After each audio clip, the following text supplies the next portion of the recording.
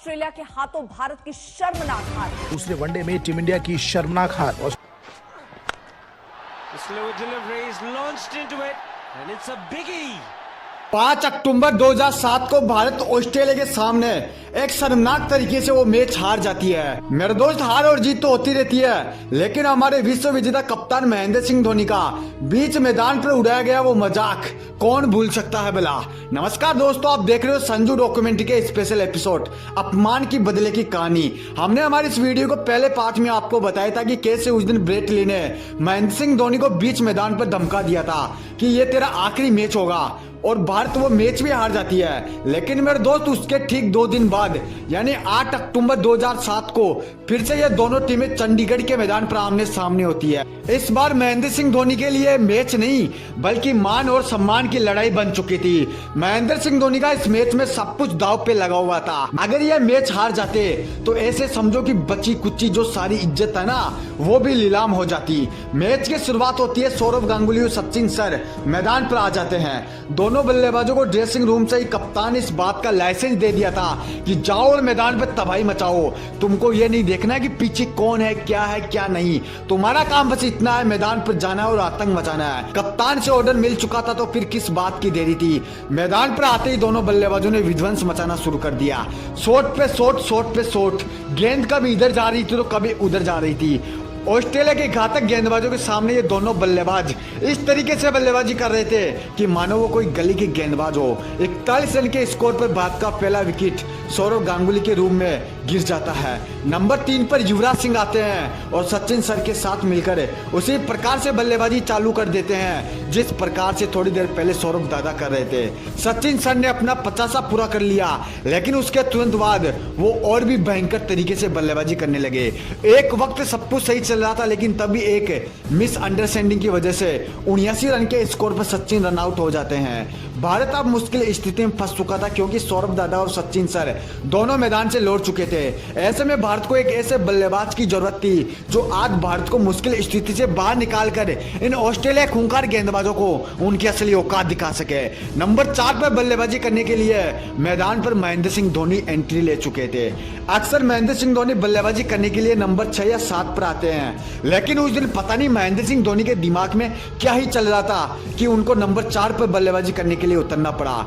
जैसे ही महेंद्र सिंह धोनी मैदान पर आए, उनके सामने वही गेंदबाज आकर खड़ा हो जाता है जिसने पिछले मैच में भरे मैदान पर बड़े दर्शकों के सामने हमारे कप्तान का अपमान किया था, ब्रेट ली। महेंद्र सिंह धोनी ने ब्रेट ली की 2 गेंदों को तो सम्मान दिया, लेकिन तीसरी गेंद पर छक्का और चौथी गेंद पर चौका लगाकर ब्रेट ली को यह संकेत दे दिया कि मेरा ये आखिरी मैच नहीं, अभी तो मेरे को पता नहीं अपने देश के लिए क्या क्या करना है। उधर से युवराज सिंह खूंखार तरीके से बल्लेबाजी चालू कर देते हैं। मैच में सब कुछ सही चल रहा था, लेकिन फिर से एक बार ब्रेट ली ने वही गलती कर दी जो उन्होंने पिछले मैच में करी थी, महेंद्र सिंह धोनी को बीच मैदान पर फिर से छेड़कर। अब इसका अंजाम बहुत बुरा होने वाला था। महेंद्र सिंह धोनी ने ब्रेट ली की पहली गेंद पर 6, दूसरी गेंद पर 2 रन, तीसरी गेंद पर चौका, चौथी गेंद पर 6 और 5वीं गेंद पर फिर से चौका लगाकर ब्रेट ली की सरेआम इज्जत उतार दी। उनको उनकी हैसियत दिखा दी, उनको बताया कि ये वक्त एक जैसा नहीं होता है मेरे दोस्त, तुम्हारी ये रफ्तार भरी गेंदें मेरा कुछ भी नहीं बिगाड़ सकती। महेंद्र सिंह धोनी ने 35 गेंदों में 50 रन की विस्फोटक पारी खेलकर अपनी टीम का स्कोर 291 रनों तक पहुंचा दिया।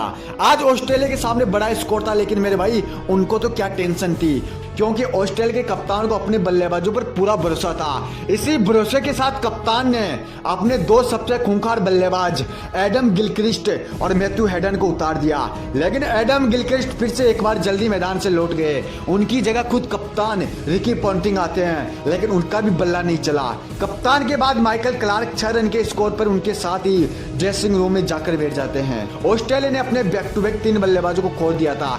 पूरा स्टेडियम, सारे भारतीय दर्शक जोर जोर से चिल्ला रहे थे, लेकिन शायद भारतीय दर्शकों को यह पता नहीं था कि उनके ये आवाज थोड़ी देर में खामोश होने वाली है। मैदान पर अब एंड्रयू साइमंड आ चुके थे, जिनको खौफ का दूसरा नाम माना जाता है। एंड्रयू साइमंड मैथ्यू हेडन के साथ मिलकर धीरे धीरे अपने टीम को संभालने लगे। दोनों ने सही तरीके से संभल कर खेलना शुरू किया, क्योंकि यहाँ से अगर 1-2 विकेट और गिर जाता तो ऑन द स्पॉट ऑस्ट्रेलिया का खेल खत्म हो जाता। लेकिन उनके इसी धीरे खेल के साथ लगातार मैच का रन रेट बढ़ रहा था, ओवर घट रहे थे, लगातार ऑस्ट्रेलिया इस मुकाबले से बाहर होता जा रहा था। एक वक्त तो ऐसा आ चुका था कि ऑस्ट्रेलिया इस मुकाबले से पूरी तरीके से बाहर हो जाती है। लेकिन मेरे दोस्त वो कहते हैं ना कि जीतने से पहले जश्न नहीं मनाना चाहिए, और ऐसा ही हुआ था भारत के साथ। एडम गिलक्रिस्ट और एंड्रयू साइमंड ने एकदम से भारतीय गेंदबाजों पर पलटवार करके उनको सोचने पर मजबूर कर दिया। दोनों बल्लेबाजों ने मिलकर भारतीय गेंदबाजों पर इस प्रकार से हमला किया कि वो एक दूसरे का मुंह देखने लगे। उनको तो यह समझ में नहीं आया कि भाई ये हो क्या गया। भारत शायद यह भूल चुका था कि एंड्रयू साइमंड को क्यों विश्व का सबसे खूंखार बल्लेबाज माना जाता है। भारत शायद यह भूल चुका था कि मैथ्यू हेडन वही बल्लेबाज है जिसे दुनिया के तमाम बॉलर खौफ खाते हैं। ऑस्ट्रेलिया अब इस मुकाबले से पूरी तरीके से पकड़ बना चुका था। दोनों बल्लेबाजों ने अपने अर्धशतक पूरे कर लिए थे, उनके बाद भी दोनों रुकने का नाम नहीं ले रहे थे। उनको तो केवल सामने एक ही चीज दिख रही थी कि जो भी गेंदबाज आए उन पर एकदम से झपट पड़ो। मैच लगातार आखिरी पड़ाव पर आ चुका था। वहां से महेंद्र सिंह धोनी ने फिर से एक बार अपना चमत्कार दिखाया और गेंद कार्तिक के हाथों में थमा दी। लेकिन धोनी की यह समझदारी गलत साबित हुई। कार्तिक के लगातार 3 गेंदों पर 3 छक्के लग चुके थे। अपना प्लान फेल होता देख महेंद्र सिंह धोनी ने फिर से एक बार कार्तिक को बुलाया और उनको सही तरीके से समझाया, और उनकी जस्ट अगली गेंद पर कार्तिक ने मैथ्यू हेडन को पवेलियन का रास्ता बता दिया। ऑस्ट्रेलिया को बहुत बड़ा झटका लग चुका था, लेकिन मेरे दोस्त एंड्रयू साइमंड अभी भी मैदान पर थे, और उनके रहते उनकी टीम हार जाए ऐसा तो कभी हुआ ही नहीं। मैथ्यू हेडन के आउट होने के बाद एंड्रयू साइमंड और भी खूंखार तरीके से बल्लेबाजी करना चालू कर देते हैं। मैच को अपने हाथों से निकलता देख एक बार फिर से धोनी ने रणनीति बनाई, अपना दाव खेला, और दाव खेल कर रणनीति बनाकर गेंद सीधे हरभजन सिंह के हाथों में थमा दी, और उनको कहा कि हमारे पास आखिरी मौका है, इसके बाद हमारे हाथ कुछ नहीं लगेगा, जो तुमको करना है वो करो। वो बल्लेबाज मेरे को हर हालत में मैदान से बाहर चाहिए। हरभजन सिंह के सामने एंड्रयू साइमंड थे। पहली गेंद पर चौका लगा, लेकिन जस्टिस की दूसरी गेंद पर हरभजन सिंह ने एंड्रयू साइमंड को क्लीन बोल्ड कर दिया।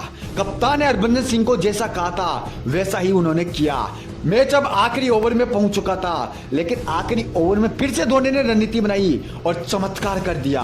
हिंदुस्तान ने यह मुकाबला 8 रन से जीत लिया। एक हारे हुए मैच में धोनी के दिल और दिमाग की बदौलत है, उनकी खतरनाक 35 गेंदों में 50 रन की पारी की बदौलत है, भारत ने यह मुकाबला जीत लिया। महेंद्र सिंह धोनी को उस मैच में मैन ऑफ द मैच का अवार्ड दिया गया। उस दिन पता चला था ब्रेट ली को कि विश्व विजेता कप्तान का मजाक उड़ाना कितना भारी पड़ सकता है।